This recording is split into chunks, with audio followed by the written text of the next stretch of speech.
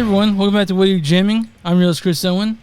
What Are You Jamming is a podcast about the path, how musicians start, how their sound changes, and then the music they can come back to. Today I'm talking with Scott Osment, the drummer for Glassing, Def Club, and playand, certified drum wizard, and someone who can bounce between multiple bands without the kit catching on fire. We get into influences, writing in the room, genre nonsense, creative whiplash, and of course, What He is jamming. You're Defacer by Glassing right now. Alright, let's check it out.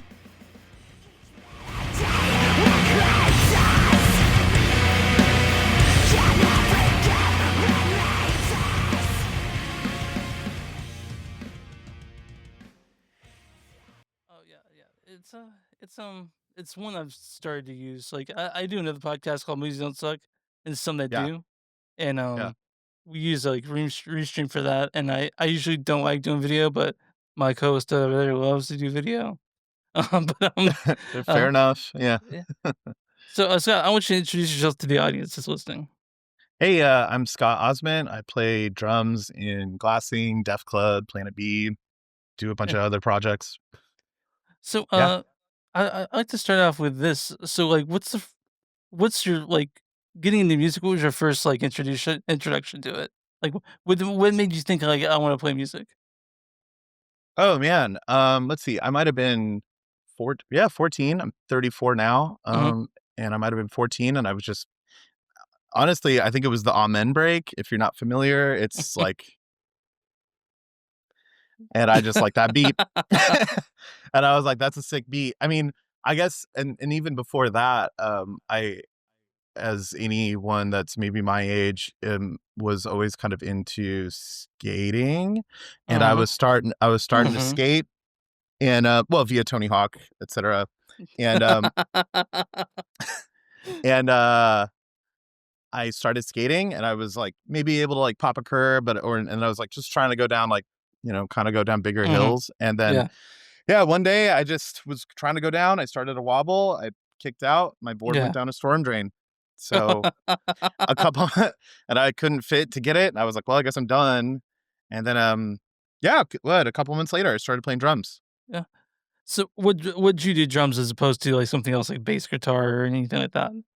Well, when I was younger, I played everything. Drums were the main thing, but I would like Mhm. so but when is all this? This is like 2006. So Mhm. um GarageBand was like starting to come out, Yeah, and sure. I was like just doing all the stuff. I got like a MIDI keyboard, and Yeah. then I started making my own beats and doing all Yeah. the stuff, and then instruments would kind of come in and out of that, out of my room, and I was like, yeah, so I kind of played a lot of stuff when I was younger, and then Mm. but drums were the main thing. And then actually I played a show where I would make my own songs and then like put a band together, or I would have backtracks with a live drummer and I'd be a vocalist. Right.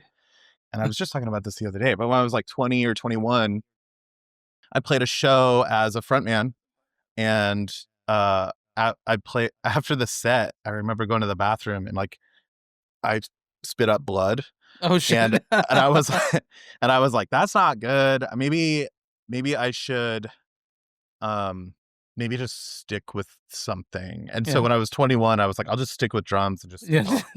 There we go. yeah, coughing up S- blood. yeah. Yeah. So, being 14 years old, what were you listening to? I am a product of the early 2000s. Yeah, So, sure. uh, yeah, I was watching Viva La Bam, and embarrassingly, I was like into him, Mhm. and then Linkin Park and Sure. POD, Yeah. when I was up to that's when I was 12. When I was up to Oh, 14, it was like Lamb of God, Killswitch yeah. Engage, Yeah. and then yeah. So I mean, Killswitch Engage was like a big one for me when I was 14. And then Sure. yeah, that was kind of the jam there for a minute. Metalcore, metal adjacent stuff. And then Yeah. but my sister showed me like the Dead Kennedys and Bikini Oh, Kill and sure. Yeah. stuff at the same time. That's So it was awesome. like so it'd be like the Dead Kennedys and like Mudvayne, you know? Yeah. Like that that was kind of the thing for a little minute. Yeah. I grew up at I'm a little bit older than you. I'm 39.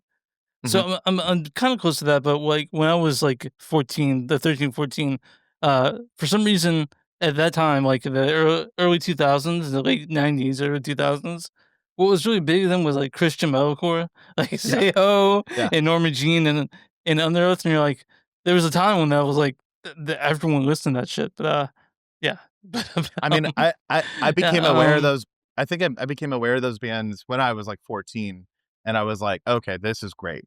yeah, Like the first time I heard Under Oath, this is so that era yeah, was when Starbucks was doing. You could yeah, do like you could make your own mix CD. You know what I'm talking about? And that was a yeah, big thing. So what is yeah, that? And only chasing safety was like a new song, and that was whatever yeah, track two, whatever the song is on that record was like the first time I heard kind of crazy yeah. screaming, and I was like, oh, this is Oh killer. yeah, Like this is whatever it. this is. Yeah, I was like, this is so sick. I want more of that. And I always look for more and more brutal stuff. Yeah. Yeah, that's what I was doing. So let's um so like do you have any like drum records that you look at that like this is peak drumming for me? I was just talking about this record last night with my friend because so I mean some of the drummers in my life that were like maybe so crucial and inspirational for me and like maybe a Mhm. mark to go by Yeah. are, I mean, Gabe Serbian always was always like the man. The Locust, when I was shown the Locust, and it's funny, I'm at Justin's house right now. But I Nice. uh I was yeah, I was shown the Locust when I was like 15, and it just Yeah, like, same. yeah, I was like, oh, okay. All right, that's incredible. And then you follow kind of everybody and see what Gabe would Mhm. do. And then yeah, and then like John Severson, you know, formerly of Daughters, and Yeah. now Unsane and it right. And then with Human Actually, weird Impact. enough, I was introduced to the Locust at the same time I was introduced to Daughters. I was actually seeing Daughters live back when they were a grindcore band, and a Oh, guy was sure. like, "You heard the Locust?" Yeah, yeah, yeah. So they were. I warned about them at the same time. So Those are, yeah, crucial drummers. And then most recently I became friends with this band called Great Falls from yeah. Seattle. And the drummer Nick Parks. I remember even last year I saw Great Falls play at the Che Cafe. And I just was like, I was watching Nick and I was like embarrassed to play the same instrument that he plays because he's like so good. I was like, you know, I've been playing drums at that point almost 20 years, and now we're about 20 years. And I was like, you know, I'm Yeah, like feeling confident. I think I know what I'm doing. And then yeah. but watching Nick, I was like, I don't know what I'm doing, man. This is crazy. That's the same time I ever watch anyone play guitar. I'm like, I'll never be able to fucking do that ever. Hey, there's um, yeah. some people that are like that. So what's your kit setup like right now? Oh, just standard, just a Yeah, standard like four piece kick, couple of toms, yeah, snare, yeah. couple crashes, ride, and a hi hat. I mean, I like the bigger sizes, and I like Mhm. so I mean, I have, what is it, a 24-inch kick, 16 deep, 14 Yeah, 14 rack, 18 yeah. 16 floor, just the Mhm. big stuff. Yeah, yeah. So I you're not got gonna that. pick a little Yeah, snare guy or a shy cymbal or anything like that? no, it's just no big, hit as hard as you can. Yeah. I got this drum set when Def Club started because I was concerned if, and I was like, if you don't, even if you don't like the band, if you're a drummer, you're gonna think the drums are cool. Mhm. And I think that was true. Yeah. They're huge and they look cool, you know? Yeah. So, yeah, so let's talk a little bit about touring with a drum set. Are you the person that sets it up, or do you have a guy that does it for you? Oh yeah, no one's ever gonna set up my stuff. I think it would be great if someone set up my stuff, but no, we're on the road. We tour in a van. Both or all the bands I'm in, we all Mhm. just tour in a van, and yeah, we just pick it up, Yeah. set it up. It's a big pain every day. It's the shittiest thing about being in a touring band, especially like people over there just like fucking with monkeying with your shit, and you don't want them to. Um, I mean, yeah, for real. let's talk a little bit how you. Let's talk a little bit. How did you get in touch with the dudes from Glassing? Oh, I was just their number one fan. I saw I I I saw them play like a house show in 2015, and Hmm. I just was like, because okay, so rest in peace, Camacho, their previous Yeah. drummer, he played Yeah. in a band called Lechuguillas, and Hmm. Lechuguillas in my world of like, I was in a pretty entrenched in a scene of like um experimental and like art music, and Lechuguillas just had this legend behind it, this kind Yeah. of lore, and I saw him play and I was like, wait, I played a show. Well, rather, I played a show with Lechuguillas with an old band, Mm. and I was just blown away. And then, you follow people that you're a fan of. And Yeah. then Sure. I saw he posted something about like, oh, I'm playing with my band Glassing. I saw them and I was like, what is the drummer of Lechuguillas doing it in like a metalcore band? I mean, it's sick, but not what I expected coming from like the art, like noise Yeah. realm. Yeah. And I just thought it was sick, and and then especially then, but if I'm a fan of your band, I'm gonna just Yeah. be up on your fucking nuts, fucking until until we're homies, like yeah. Yeah. And so that's what I did. I was like, yeah, and then I just became homies with those dudes, Yeah. and And did my they old ask you band. to join, or did you ask to join? At times before I'd been asked to like fill in potentially. We'd done some stuff where Yeah. I learned one of my favorite songs from them, and we'd double drum that Hmm. song, which was always kind of fun. And then, yeah, when I got asked to join, to as kind of like a fill in for the Twin Dream record release show, and I was Yeah. like, totally help my friends out, of course. And then Hmm. it kind of just turned into, hey, I Now got you're this riff, yeah. And then you're awesome. just like you're like, oh yeah, that riff's cool. And then it's Yeah. and then you have a weekly rehearsal, and you're hanging with your friends, and Yeah. then you make a 7 inch, you know. Yeah. I know it's a bit different. I know they're in Austin and you're in San Diego. So, uh, what's it like having the LDR with glassing? This is funny. Well, okay, so for a little bit, well, that was so like in 2022, I was like, hey man, I'm gonna move to LA, and because I was living, I've been between the West Coast and Texas for a Mhm. few years, and I was like, I'm gonna move back to LA in May, and I was like, if you want to get a different drummer, totally makes sense. I would recommend, this Yeah. person. And they're like, no, we'll just stick with it. We'll figure it out. And I was like, okay. Um, and then when we were making the last record, from the other side of the mirror, Mhm. I would fly to Austin for like a week, Yeah. and then have, we would just make a couple songs and record them at the end of the week. It was insane. And then I did that 5, 6, 7 times, and then we have a record. Um, Since then, Dustin, singer bassist, he moved Yeah. to Glendale. He lives in LA. So we're mostly a California band now, Yeah, which is yeah, nice, great. cool. Yeah, Yeah. makes things a little bit easier. Fly It's him great over. for me. Yeah, fly Yeah, well, yeah, I yeah. mean, we have like a tour coming up in February, and it starts in San Mhm. Diego. So I'm like, that's great. Oh, well. We just fly in Corey, and then we just cruise around. It's like not a big deal. Yeah, it's like I'm like, that's so chill.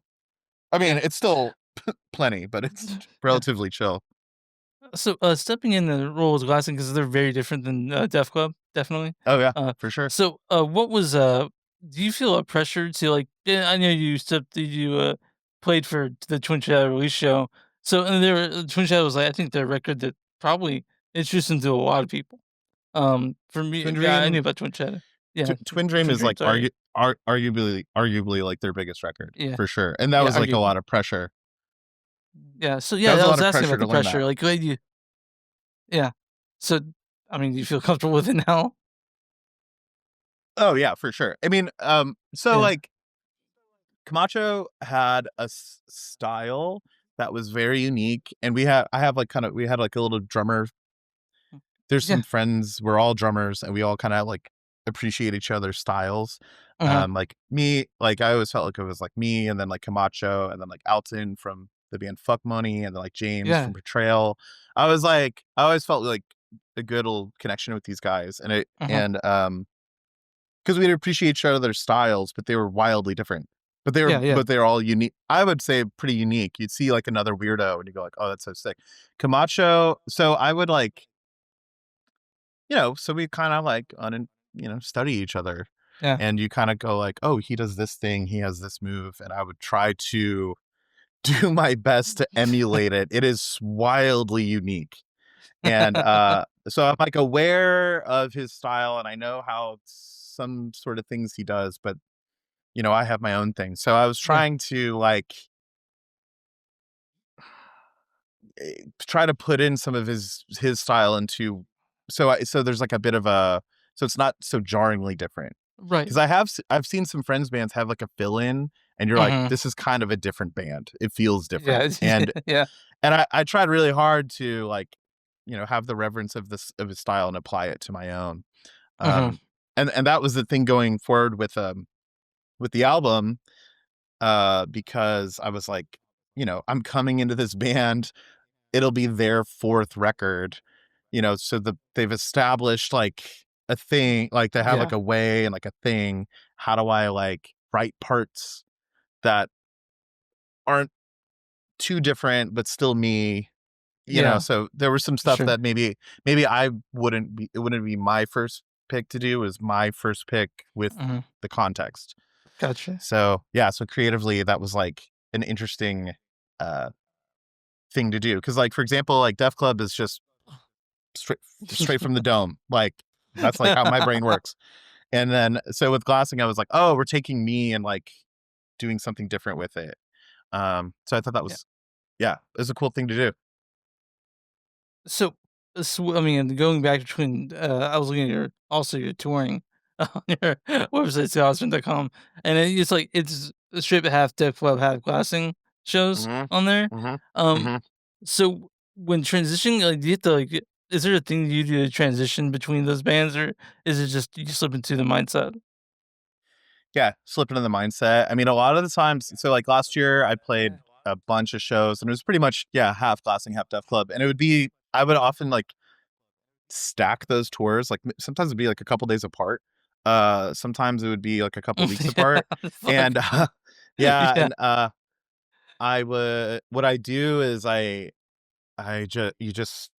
have to figure out how to like, okay, as like the say like, because this did happen. We like came Europe, or Def Club did our first tour in Europe. We did like a month, and Mhm. then like 2 days later, I had a show in San Antonio, um, Fuck. with glassing, and then like we got home. I flew to San Diego, ran to the next plane, flew to Austin, had rehearsal, played a show in San Diego or San Antonio.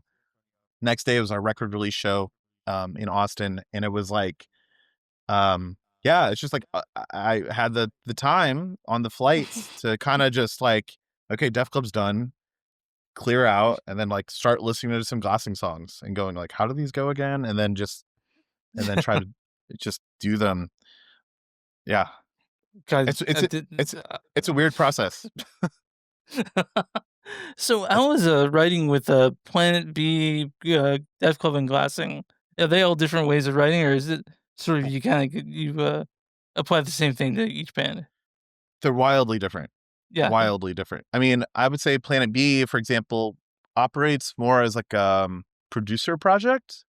So yeah, so for example, the last full length record, was it prediction, fiction, prediction? I forget which order. But that I went over to Luke's studio and yeah. jammed It's fiction prediction. fiction. Okay, I from was like, your I forget, I always flipped it too. Um uh I went over to Luke's studio, and just he was like, "Oh, I got some of these beats," and there's like a click, and I would just play yeah, whatever, and then sometimes he would just, "Hey, I got this click, just jam on it for 20 minutes," yeah.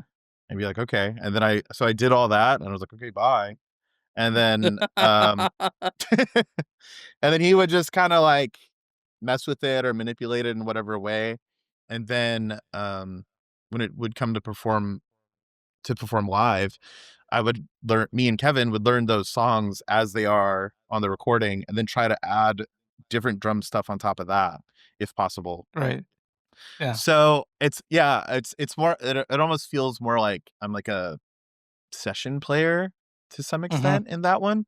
Um, with Def Club, me and Brian have written like all the material, just like him and I in a room for hours, and we have developed a way that is like arguably toxic, and to figure out how to do it, and yeah, we j- we have a new bassist, and we just had a sort of writing session last week, Yeah. and we were talking about how it's like so dysfunctional and like um kind of insane, Yeah. and because there's like, yeah, so we're very far in to being a band together as far as like writing songs. I mean, we've written like 40 songs or Yeah. something, so it's That's a like a lot. lot of stuff. It's a lot. Well, that includes covers, Yeah. but still, I was like, it's still a lot, and so we're just figuring out how to do the next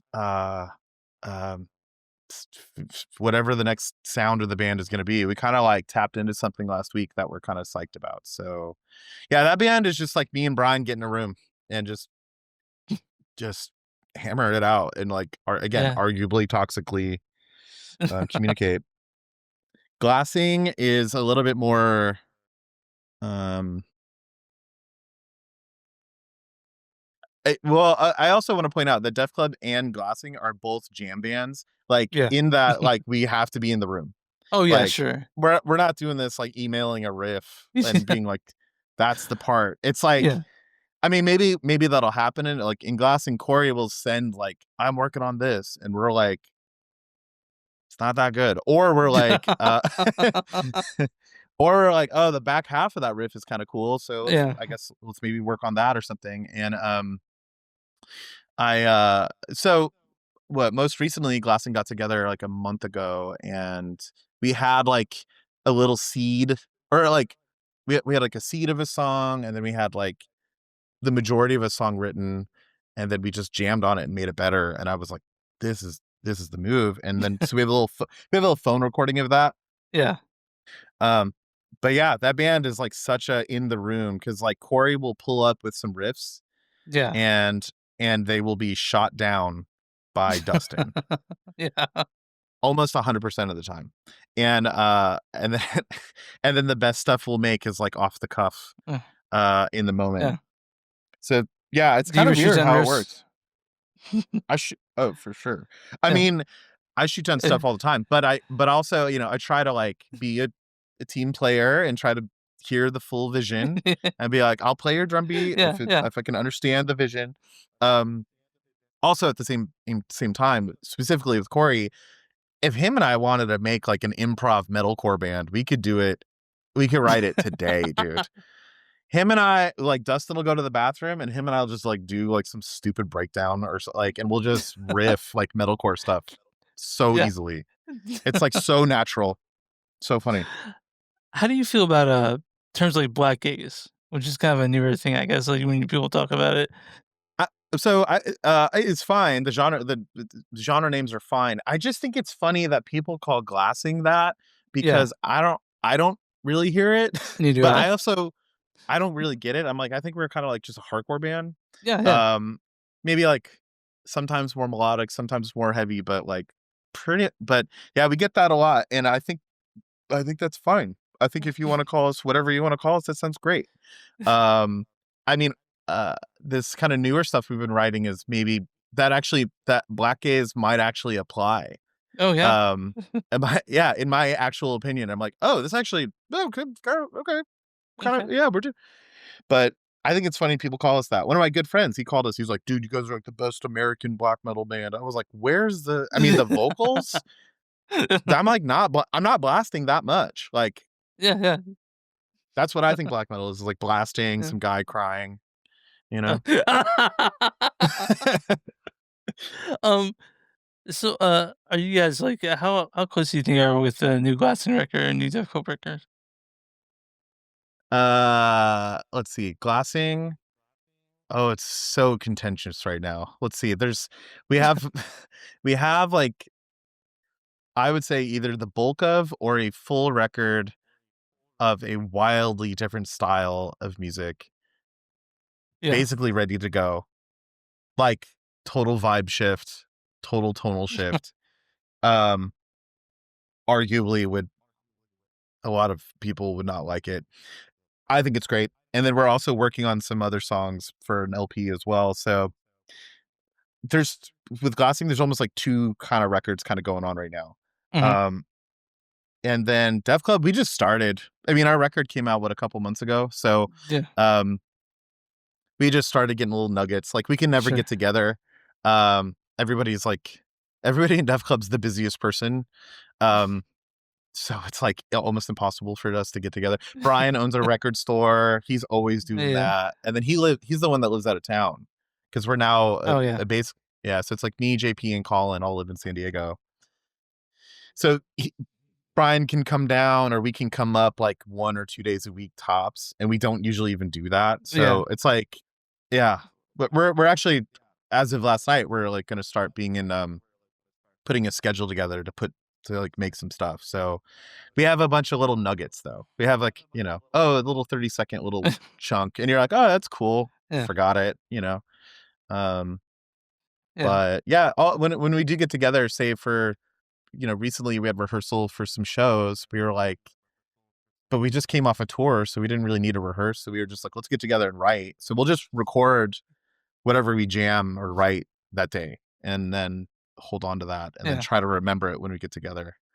Um, yeah. So everybody's Glassing's arguably further along on a record, arguably not, depending on who in the band you're talking to. And then Def Club, we're trying to get on a schedule for this year and try to put a record out, Yeah. or Yeah. put or make a whole record. I would like it sooner than later. Yeah. I'm like on Yeah. one right Sure. now. Creatively, I'm like, let's do it. Let's kill it. So, as a musician, is there any gear? It didn't have to be like anything like you play on, but anything you need to be creative. Just the It can be space like and the something you drink or time. something. Just the Yeah. space and Yeah. the time. It's funny, right? Yesterday, I was like cruising around by myself and I was listening to my friend's record. He does like ambient stuff. He's got a project called Uh-huh. Amulets. And I was listening to his record and then I would switch over to like, I don't know, John Cage or something. And I would be like, it's ambient stuff. So it's like just sitting, you put it on, you just kind of start thinking or whatever. And I just got Yeah. like an influx of like drum ideas that I was like, oh, this would be so good for Glassing. This would be so good for Def Club. And they like, in my head, I can differentiate them. Um, and then, hopefully whenever we get together, I can apply Yeah. this stuff. But I mean, as far as like coming up with like ideas and stuff, it's like it's like right now, I could do it all day, every day. I'm always thinking of something right now. Yeah. Maybe a year ago when I was on tour a lot, I didn't have much to think about. We were just kind of like on tour. Yeah. But yeah, right now it's like I've got ideas for days. It's kind of sick. It was a big year, so I have like a lot to, it's like with drums, it's not necessarily so like I play drums to like, um, it's like a communication tool to some extent, and I know it's not the Sure. best. I mean, you play music, so you get it, but it's like, Hmm. yeah, you kind of use your instrument to like communicate better, and because I felt like I struggled with that when I was younger, so. But obviously, drums are not the best instrument to communicate. People don't understand what the hell you're saying. In guitar, there's like tone and vibe and Yeah. whatever. But I'm like, Yeah. I don't know if you know, you know. But yeah, it's just been a big year, so there's a lot to talk about. And maybe I'm not willing to make a post about some things that I feel, but I can write a song, I can write a part, Yeah. and it should be almost like apparent what's Yeah. kind of going on. That goes to that thought that it's like the artist is supposed to reflect the world that they're in. And Hmm. it's weird having drums as that medium because it's like it's much more difficult to reflect Yeah. how in a literal way or like an obvious way. And so yeah, that's what I'm going for. I'm like, there's a lot going on and it's really brutal. And I have like all these like ideas to maybe express that. And yeah, we're kind of on one right now. Okay. It's kind of sick. Yeah. So, What are you listening to? What are you jamming right now? Dude, okay, because that's the name of the show. I've been thinking about it. It's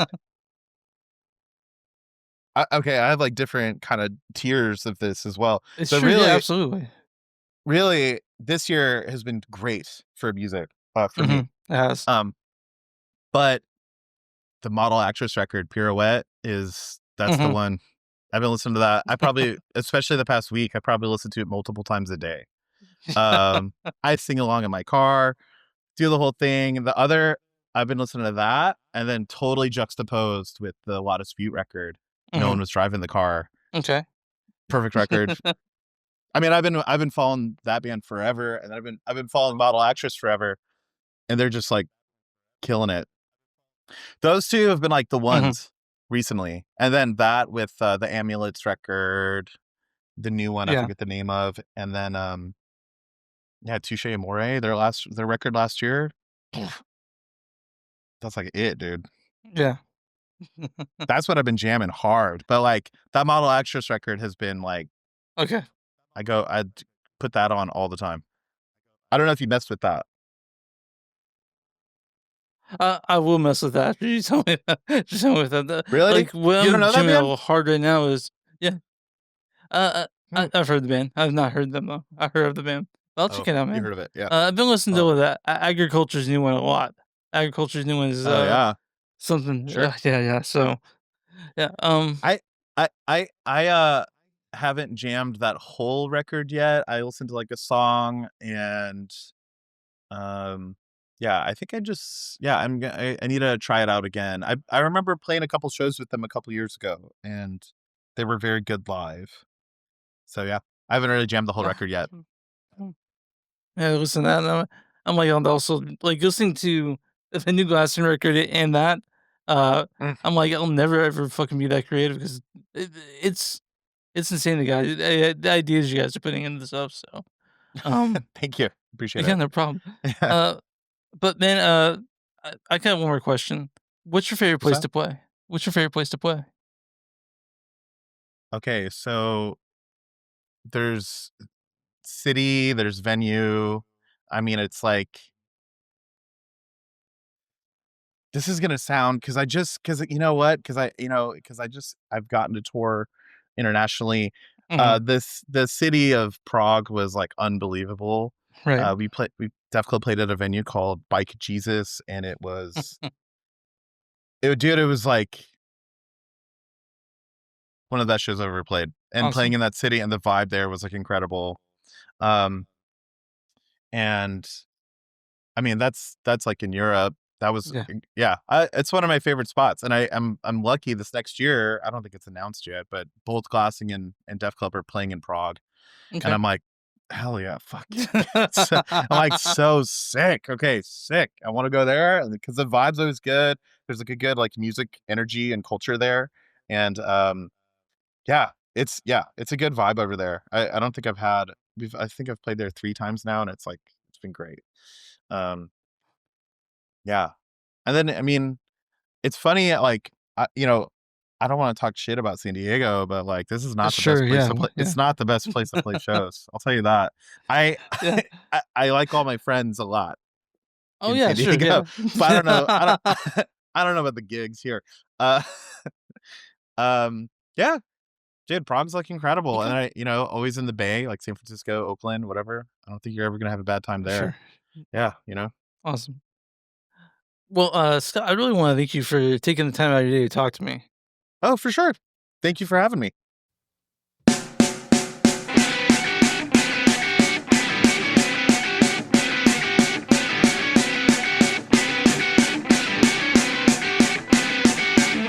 All right, that was our conversation with Scott Osment of Glassing, Def Club, and Planet B. Drums, chaos, creative whiplash, served with style. Huge thanks to Scott for hanging out, talking influences, favorite place to play, and what's coming next for all those bands. Seriously, check out what he's up to. You're in Craft Circles by Def Club right now. Now it's your turn. What are you jamming? Drop a comment, hit me up on socials, go old school, email me at whatdoyoujamepodcast@gmail.com. I want to hear it.